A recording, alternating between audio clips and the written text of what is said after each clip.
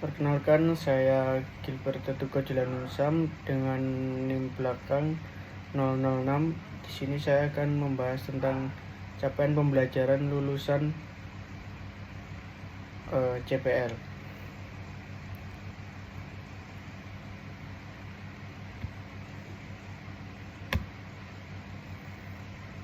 Yang pertama, memahami capaian pembelajaran lulusan CPL.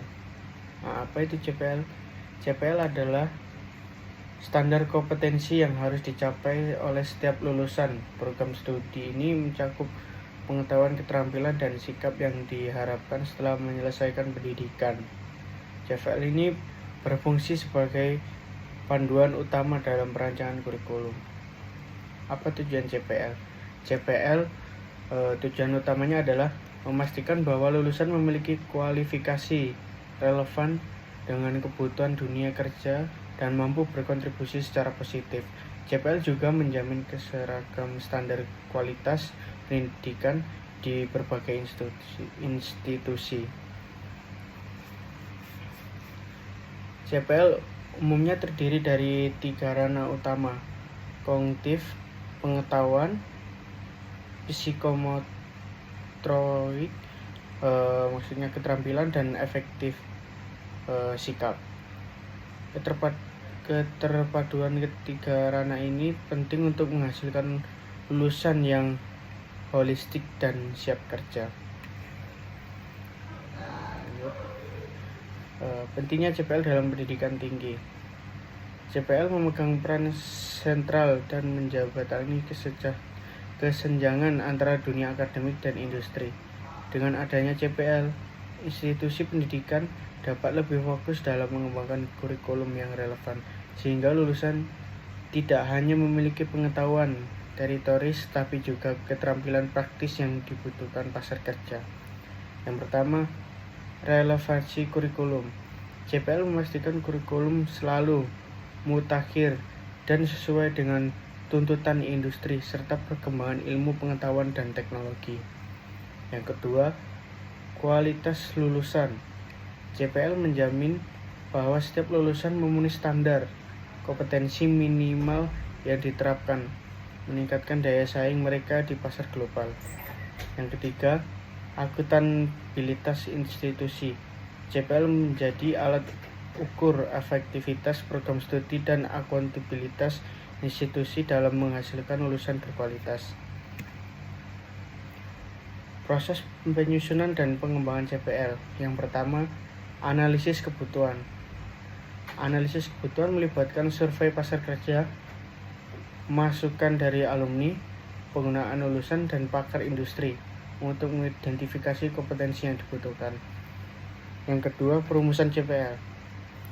Tim pengembangan kurikulum merumuskan CPL secara spesifik, terstruktur, dapat dicapai relevan, dan beratas waktu, maksudnya smart.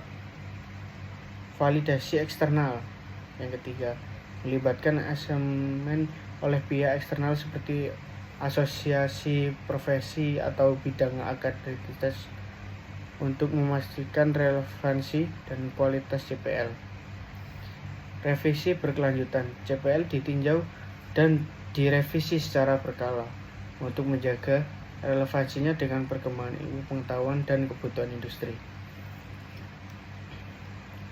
Proses penyusunan CPL merupakan upaya kolaboratif yang melibatkan berbagai pemangku kepentingan. Hal ini memastikan bahwa CPL tidak hanya memenuhi standar akademik tetapi juga selaras dengan ekspektasi dunia kerja.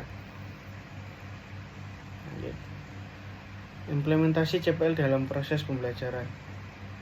Yang pertama, perancangan silabus.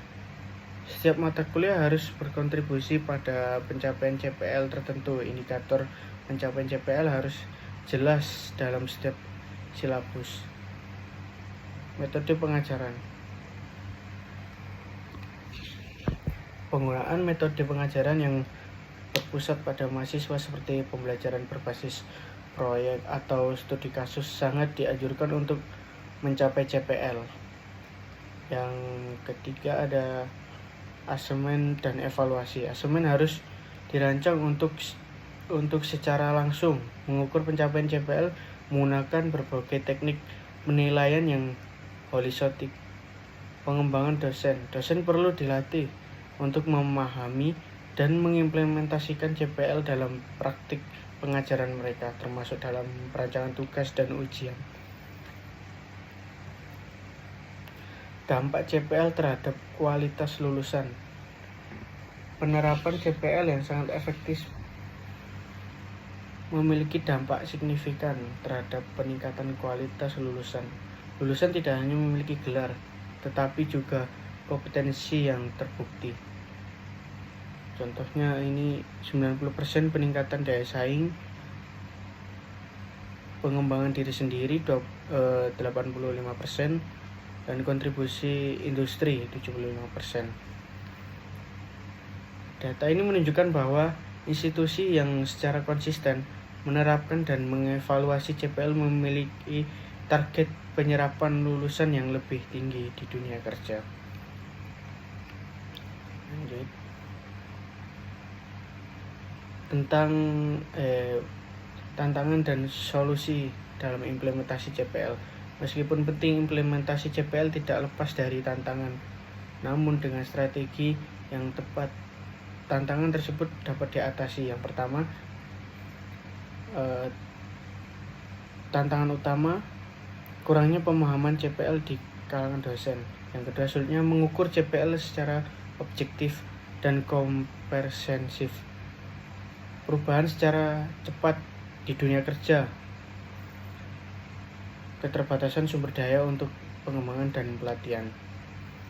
Nah, solusi inovatif pelatihan, yaitu pertama pelatihan berkelanjutan untuk dosen tentang perumusan dan asemen CPL, penggunaan teknologi dalam sistem informasi akademik untuk pelacakan CPL, membangun kementerian strategis dengan industri untuk umpan balik CPL.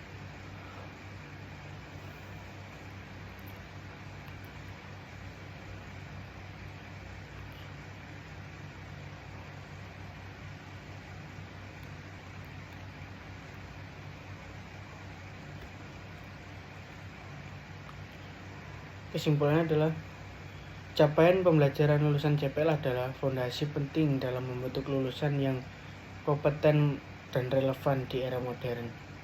Komitmen terhadap CPL akan terus meningkatkan kualitas pendidikan dan daya saing bangsa. Yang pertama, peran mahasiswa aktif dalam setiap proses pembelajaran, memahami CPL, program studi, dan mengambil instansi untuk mengembangkan diri sesuai dengan kompetensi yang diharapkan. Dua, peran staf pengajar. Peran staf pengajar mengintensifkan CPL secara penuh dalam perancangan pelaksanaan dan evaluasi pembelajaran serta terus memperbarui metode pengajaran. Peran institusi sangat penting, menyediakan pendukung penuh fasilitas dan kebijakan yang kondusif untuk implementasi CPL yang efektif serta menjaga relevansi dengan dunia kerja. Sekian